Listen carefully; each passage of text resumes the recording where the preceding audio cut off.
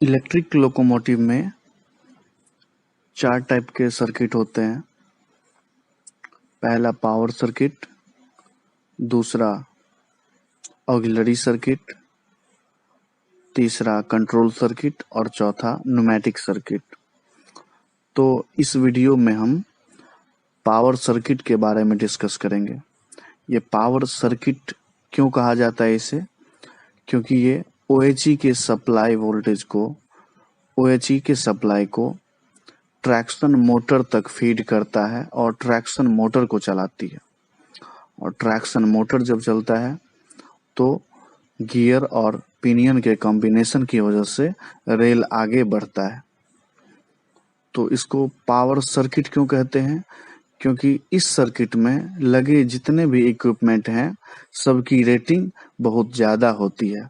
Power level की rating होने की वजह से इसे पावर सर्किट बोला जाता है। अगर ऑक्सिलरी सर्किट की बात करें तो उसकी रेटिंग कम होगी, वोल्टेज कम होगा, करंट कम होगा, लेकिन पावर सर्किट का वोल्टेज और करंट दोनों ज़्यादा रहता है, पावर लेवल का रहता है, इसीलिए इसे पावर सर्किट बोला जाता है। तो पावर सर्किट में क्या होता है? सबसे पहला पार्ट है इसका पेंटाग्राफ। पेंटोग्राफ क्या करता है? रनिंग पोजीशन में OHE के सप्लाई को कलेक्ट करता है। पेंटाग्राफ का मेन काम है रनिंग पोजीशन में भी OHE के सप्लाई को कंटिन्यू करना, मेंटेन करना। तो पेंटाग्राफ के डिफरेंट पार्ट्स होते हैं। इसमें से सबसे ऊपर का जो पार्ट है जो कांटेक्ट वायर को टच करता है वो है carbon strip. Metallized carbon strip होता है। इसमें 40% से ज़्यादा कार्बन होता है जो कांटेक्ट वायर को लगातार टच में रहता है। कार्बन का होने के कारण इसमें रबिंग बहुत कम होता है, ये बहुत कम ही घिसता है और इसका लाइफ ज़्यादा रहता है। इसीलिए हम लोग कहीं भी अगर रनिंग वाला पार्ट आता है तो वहाँ पे हम लोग कार्बन का मटेरियल यूज करते हैं ताकि वो उसका वेयरिंग और टियरिंग कम हो। तो पेंटाग्राफ OHE से सप्लाई को कलेक्ट करता है और फिर आगे बढ़ाता है। पेंटाग्राफ का लोकेशन लोगों के छत पे होता है। ये बेस इंसुलेटर पर रखा रहता है लोगों के छत पे।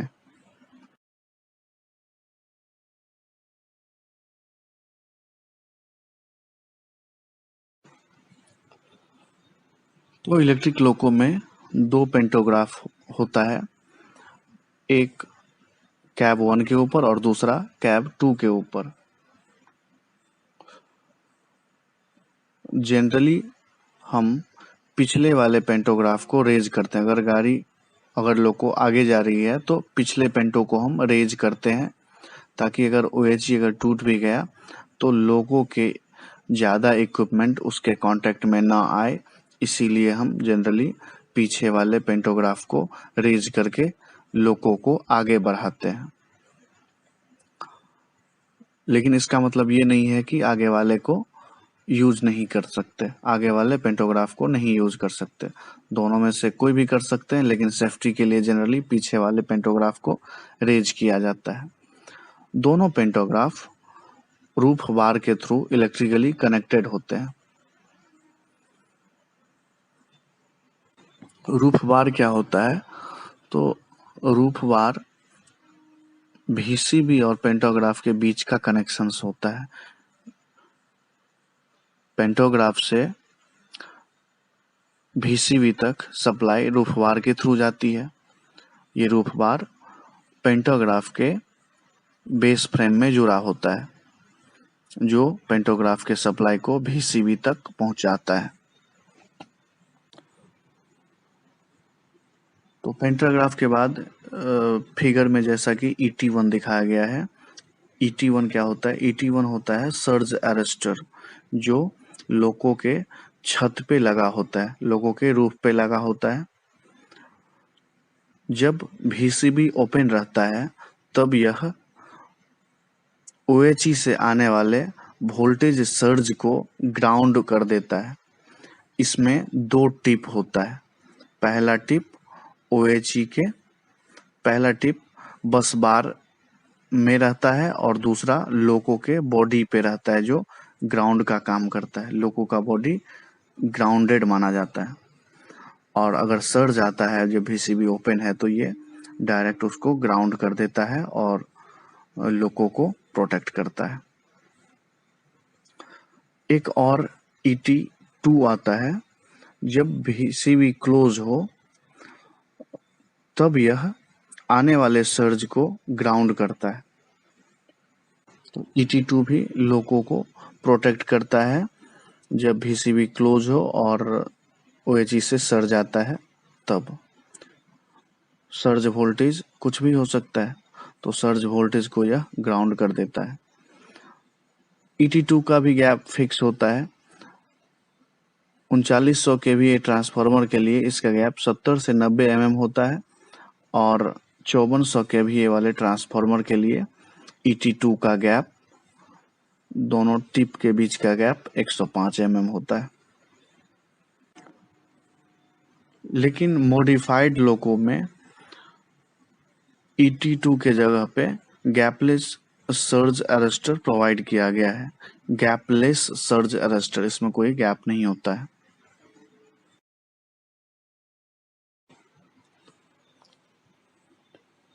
इसके बाद ये HOM स्विच है जो VCB के अक्रॉस दिखाया गया है। यह हाथ से ऑपरेट किया जाने वाला स्विच है जो लोको के रूफ पे होता है, और इसको कॉरिडोर 1 से ऑपरेट किया जाता है। जब HOM को ऑपरेट करते हैं तब मेन ट्रांसफार्मर और रूफ के इक्विपमेंट दोनों अर्थ से कनेक्टेड हो जाते हैं, और पेंटोग्राफ का भी इलेक्ट्रिकल और न्यूमेटिक सप्लाई कट ऑफ हो जाता है, बंद हो जाता है। लोको के रूफ पे एक पोटेंशियल ट्रांसफार्मर दिखाया गया है। इसका काम होता है OHE के सप्लाई वोल्टेज की मॉनिटरिंग करना। कैब 1 और 2 में एक एनालॉग मीटर लगा हुआ रहता है पैनल A पे, जिसमें OHE में कितनी सप्लाई आ रही है वो एनालॉग मीटर पे दिखता है। इस एनालॉग मीटर का कनेक्शन PT से किया रहता है। PT मतलब पोटेंशियल ट्रांसफार्मर। तो पोटेंशियल ट्रांसफार्मर का क्या काम है? OHE के सप्लाई की मॉनिटरिंग करना। उसके बाद पावर सर्किट में VCB दिखाया गया है। VC मतलब मेन सर्किट ब्रेकर। ये VCB नॉर्मल और एबनॉर्मल दोनों कंडीशन में वर्क करता है। हम इसको, अगर ड्राइवर चाहे तो मैनुअली VCB को क्लोज या ओपन कर सकता है, और अगर कुछ सर्ज आ रही है या लोको के अंदर कुछ एबनॉर्मेलिटी है तो VCB ट्रिप हो जाता है और लोको आइसोलेट हो जाता है। तो VCB का फुल फॉर्म क्या हुआ?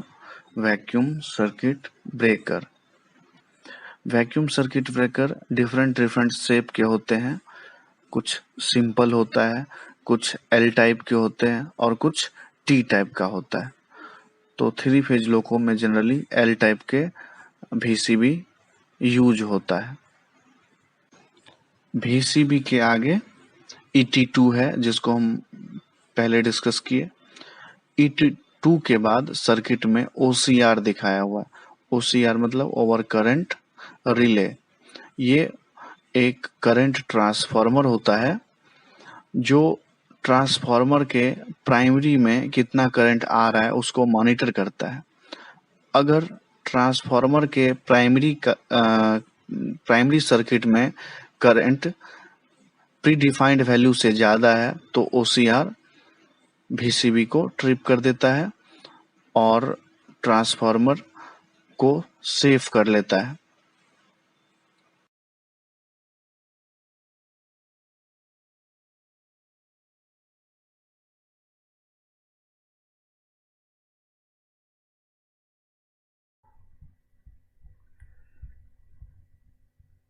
सेवन नंबर का इक्विपमेंट है ट्रांसफार्मर।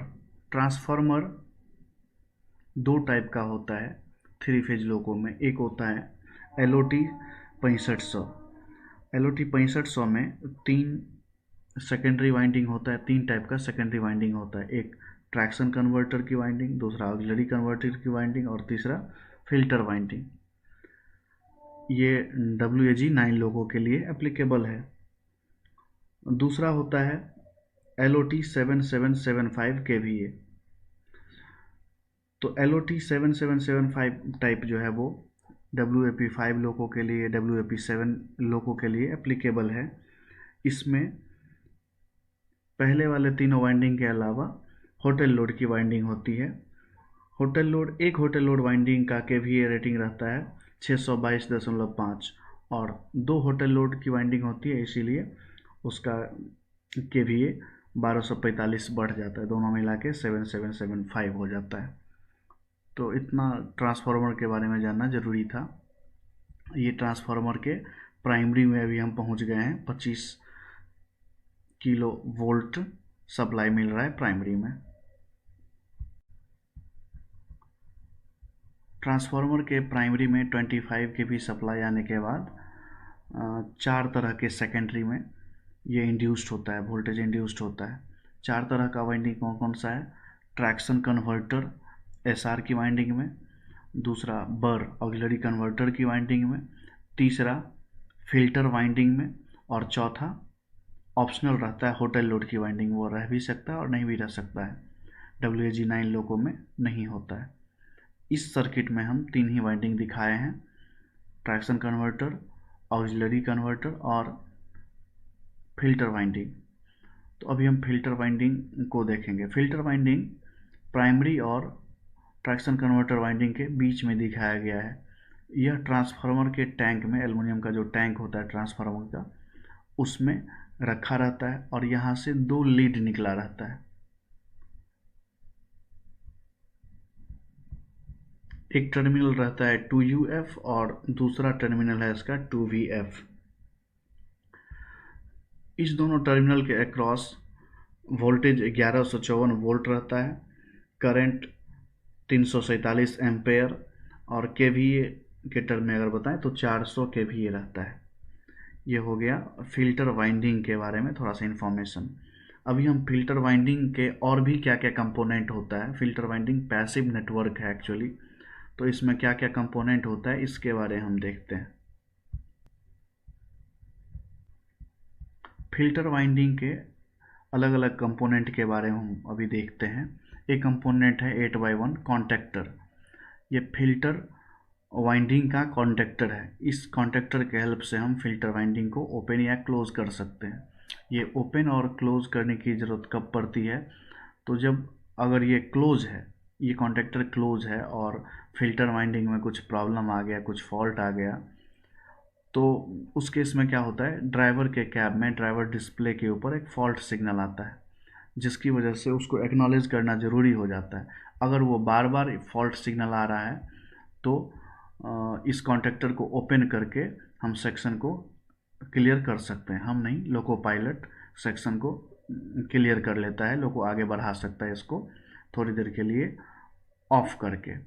तो इसलिए ऑन ऑफ करने में भी ये काम आता है। ये है फिल्टर सर्किट का, फिल्टर वाइंडिंग का कॉन्टेक्टर। 8x1 पोजीशन रहता है इसका। अगला कंपोनेंट है 8x3 resistor harmonic filter. Harmonics को सप्रेस करने के लिए हार्मोनिक फिल्टर होता है, जिसमें 8x3 पोजीशन पे हार्मोनिक फिल्टर का रेसिस्टर है। इसका लोकेशन लोको के छत पे रहता है। ये रेसिस्टर लोको के रूफ पे रहता है।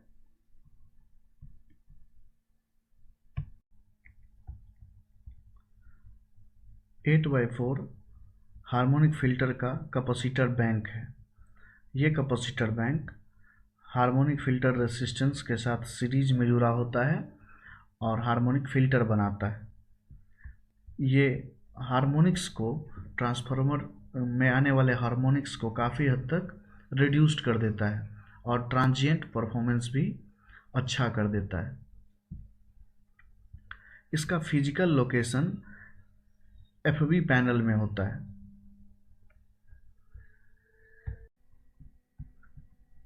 इसका अगला पार्ट काफ़ी इंटरेस्टिंग है, 10/1, 10/2, 10/3 और 10/4। इसको बोलते हैं अर्थ रिटर्न ब्रश। अगर ये अर्थ रिटर्न ब्रश ना हो तो ट्रांसफार्मर के प्राइमरी में सप्लाई आएगा ही नहीं, क्योंकि ट्रांसफार्मर के प्राइमरी में सप्लाई तभी आएगा जब सर्किट कंप्लीट हो। तो ये अर्थ रिटर्न ब्रश हेल्प करता है ट्रांसफार्मर के प्राइमरी के सर्किट को कंप्लीट होने में। ठीक है,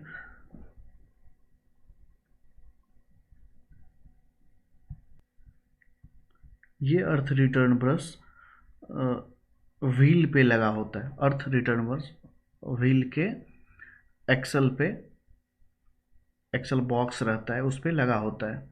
उसके साथ ही एक और भी इसका कंपोनेंट है 11 नंबर का, इसको अर्थिंग चॉक बोलते हैं। चॉक मतलब होता है इंडक्टर, मतलब एक इंडक्टर लगा होता है जो 10/1 से डायरेक्ट जुड़ा होता है।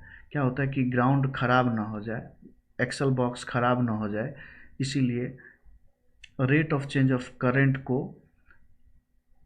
ये कंट्रोल में रखता है। ये चॉक, अर्थिंग चॉक क्या करता है, करंट तेज़ी से चेंज ना हो जाए, घट या बढ़ ना जाए, इसके लिए हम अर्थिंग चॉक लगाते हैं। तो ये इम्पोर्टेंट पार्ट है अर्थिंग चॉक। फिल्टर वाइंडिंग के बाद हम आते हैं ट्रैक्शन वाइंडिंग पर। इस ब्लू कलर से पेयर ऑफ वाइंडिंग को दिखाया गया है। ये 4 वायर निकले हुए हैं, वो एक ट्रैक्शन कन्वर्टर में जाते हैं।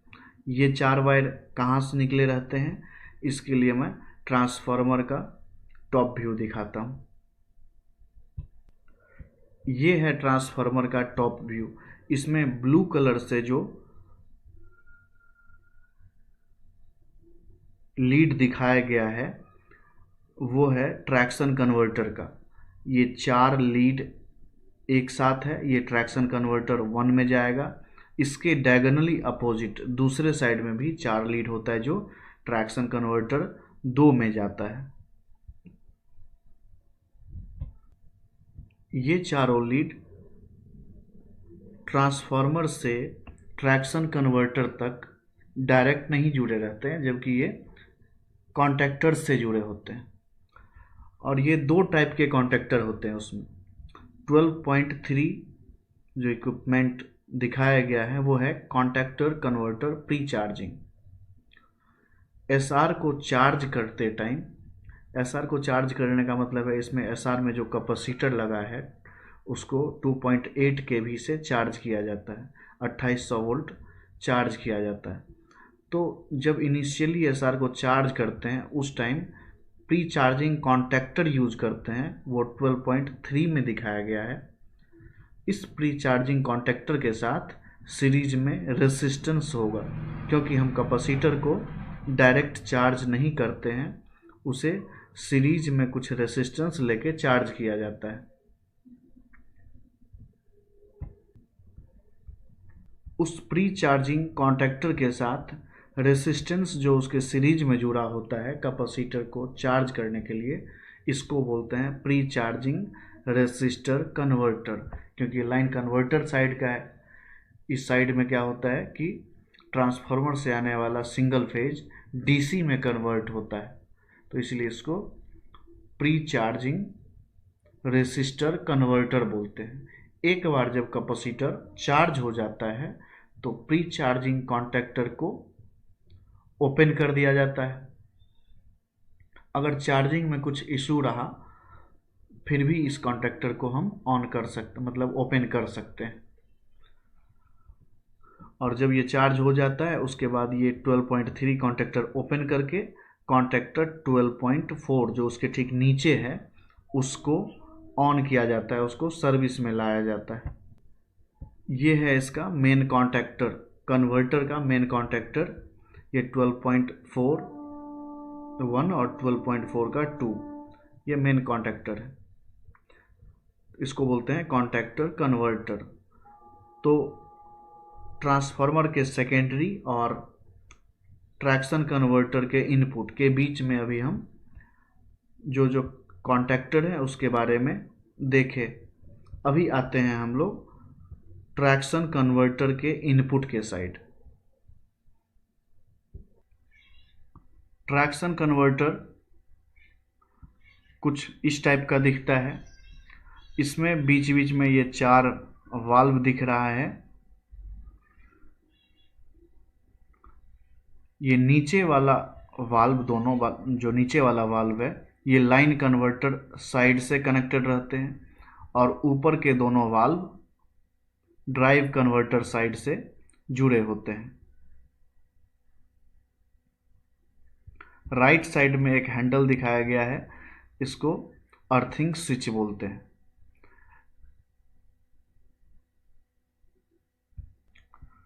ट्रैक्शन कन्वर्टर का नेम प्लेट कुछ इस टाइप से दिखता है। इसके रेटिंग के बारे में हम लोग थोड़ा डिस्कस करेंगे। इसका वेट 2300 kg होता है। अब इनपुट साइड में क्या रहता है? इनपुट साइड में इसका नॉमिनल आरएमएस वोल्टेज 1269 वोल्ट है, मतलब एसआर का इनपुट वोल्टेज 1269 वोल्ट आता है। नॉमिनल आरएमएस करंट का वैल्यू है 1142 एम्पेयर इनपुट साइड में करंट आता है। Output data nominal RMS value 2180 volt होता है, जो कि ट्रैक्शन मोटर को फीड किया जाता है। और आरएमएस करंट 370 एम्पेयर है WAP 5 लोगों के लिए, और WAG9 WAP 7 लोगों के लिए नॉमिनल आरएमएस करंट 270 एम्पेयर है। फ्रीक्वेंसी रेंज WAP 5 लोगों के लिए 0 से 170 हर्ज, और WAP 7 और WAG9 लोगों के लिए 0 to 140 हर्ज। ये नॉमिनल आरएमएस वोल्टेज जो है 2180, ठीक है, ये तो TM में जाएगा, लेकिन TM को कंट्रोल करने के लिए हम लोग variable voltage variable frequency use करते हैं। तो ऐसा नहीं है कि फिक्स्ड वोल्टेज 2180 ही जाएगा, उसको हम चेंज करके variable voltage variable frequency command signal से इसको हम चेंज कर सकते हैं, रेटेड वोल्टेज और फ्रीक्वेंसी को आउटपुट साइड में, ताकि TM को हम कंट्रोल कर सकें। तो ओवरऑल ट्रैक्शन कन्वर्टर का इनपुट वोल्टेज 1269 वोल्ट और आउटपुट वोल्टेज 2180 वोल्ट है, लेकिन इसके बीच में जो DC लिंक रहता है उसका वोल्टेज 2800 वोल्ट रहता है। ये 12/1 और 12/2 ये ट्रैक्शन कन्वर्टर 1 का वाल्व सेट है। एक लोको में 2 ट्रैक्शन कन्वर्टर यूज होता है, और एक ट्रैक्शन कन्वर्टर में 4 वाल्व सेट यूज होते हैं। तो टोटल कितने वाल्व सेट हो गए लोको में? 8 वाल्व सेट होते हैं। एक 3 फेज लोको में 8 वाल्व सेट ट्रैक्शन कन्वर्टर का होता है। ये 12/1 12/2 ये लाइन कन्वर्टर साइड के वाल्व सेट है, और 12/3 और 13/1 ये ड्राइव साइड के वाल्व सेट हैं। इसको अलग से हम एक सर्किट में ऐसे दिखा सकते हैं। 12/1 12/2 जो लाइन साइड के वाल्व सेट हैं उसको नीचे रखा जाता है, नीचे प्लेस्ड रहता है वो SR में, और ड्राइव साइड में 12/3 और 13 वाल्व सेट, 2 वाल्व सेट ऊपर होता है।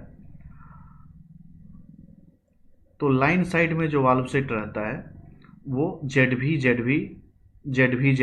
टाइप के वाल्व सेट होते हैं। 12/1 12/2 दोनों ZV वाल्व सेट हैं।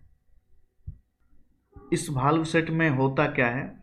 इस वाल्व सेट में जीटीओ, डायोड्स और स्नवर सर्किट का कंपोनेंट होता है, और इससे ज़्यादा इसमें कुछ नहीं होता है। जीटीओ, डायोड और स्नवर सर्किट, तीन चीज़ रहते हैं इस वाल्व सेट में।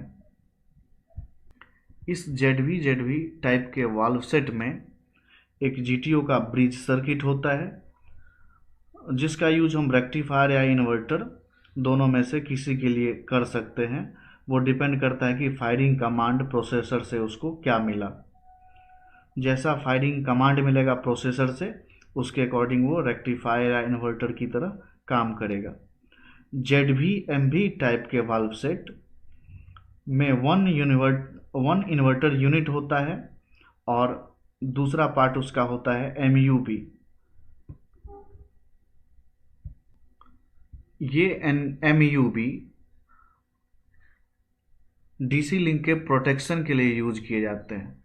तो 12/1, 12/2, 12/3 ये जेडवी वाल्व सेट हैं, और ये 13 वाला जो वाल्व सेट है ये जेडवी एमवी वाल्व सेट है। इसमें एक ही इन्वर्टर यूनिट रहेगा और बाकी एक एमयूबी सर्किट रहता है जो डीसी लिंक को सेफ्टी प्रोवाइड करता है, डीसी लिंक के प्रोटेक्शन के लिए यूज होता है। एक बार फिर से इसको देखते हैं कि रेड कलर के एरो से जो दिखाया गया है वो जेडवी वाल्व सेट है, लाइन कन्वर्टर साइड के, ये नीचे प्लेस्ड है। ऑरेंज कलर से के येलो से ऑरेंज कलर के एरो से जो वाल्व सेट दिखाया गया है ये है 12/3, ये भी जेडवी वाल्व सेट होता है। ग्रीन कलर के एरो से जो वाल्व सेट दिखाया गया है वो है जेडवी एमवी वाल्व सेट। इसको एमयू, एक पार्ट इसका एमयूबी रहता है जो डीसी लिंक के प्रोटेक्शन के लिए यूज होता है। अगला पार्ट है इसका 15.82 का 1 और 2, ये अर्थिंग स्विच डीसी लिंक है, मतलब डीसी लिंक का अर्थिंग स्विच है। डीसी लिंक को अगर ग्राउंड करना होगा तो इस स्विच का यूज करते हैं। ट्रैक्शन कन्वर्टर में कुछ इस टाइप का दिखता है, ग्रीन कलर से अर्थिंग स्विच को दिखाया गया है ट्रैक्शन कन्वर्टर में। फिजिकली ये यहाँ पे दिखता है। 15.3 का इक्विपमेंट है सीरीज रेजोनेंट सर्किट चौक।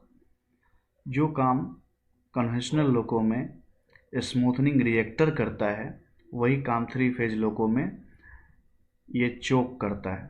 चोक क्या करता है, अभी जो लाइन कन्वर्टर वाले पार्ट थे वो सिंगल फेज एसी को डीसी में चेंज किया। इस डीसी में कुछ रिपल्स भी प्रेजेंट होते हैं, उसको रिमूव करना ज़रूरी है। तो ये चौक उस रिपल्स को रिमूव करके प्योर डीसी कैपेसिटर को देता है। तो ये सीरीज रेजोनेंट सर्किट चौक क्या है, यह एक इंडक्टिव कॉइल है। इसका फिजिकल लोकेशन ट्रांसफार्मर में रहता है। ट्रांसफार्मर में हम देखे थे कि मेन वाइंडिंग के अलावा जीओडी और एसओडी था। यही एसओडी है जिसमें 6 टर्मिनल होता है।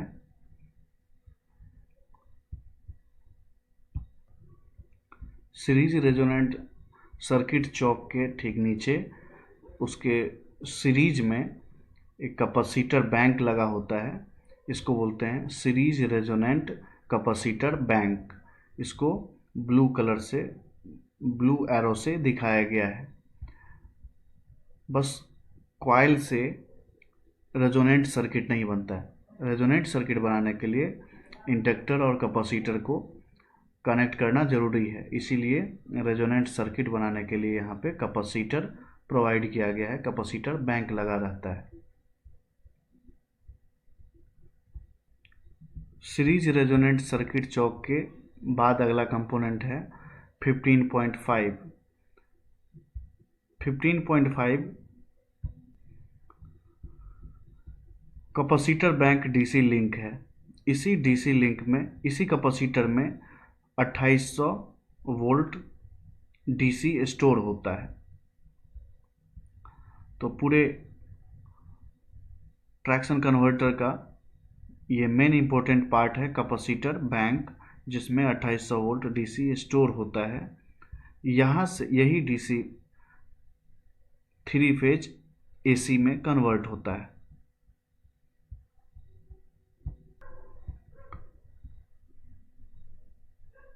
डीसी लिंक को, डीसी कैपेसिटर बैंक को ओवर वोल्टेज प्रोटेक्शन के लिए एमयूवी सर्किट बना होता है। एमयूवी सर्किट में ये 15.1/1 जो है ये resistor over voltage protection unit है। ये एमयूवी सर्किट के साथ जुड़ा होता है सीरीज में। अगर कैपेसिटर में 2800 वोल्ट से ज़्यादा हो गया तो इसी रेसिस्टर के थ्रू डिसिपेट हो जाता है। ये 12/3 ड्राइव कन्वर्टर साइड के वाल्व सेट हैं। ये 12/3 ZV वाल्व सेट है और 13 ZV वाल्व सेट है। 13/1 13/1 ये इसका कॉम्बिनेशन एमयूवी सर्किट बनाता है, जिसका पर्पस है डीसी लिंक को ओवर वोल्टेज से प्रोटेक्ट करना। तो 12/3 से दो सिंगल फेज एसी निकली रहती है और 13/1 से एक सिंगल फेज एसी निकली रहती है। जब ये कंबाइन होता है तो 3 फेज एसी ट्रैक्शन मोटर को मिलती है।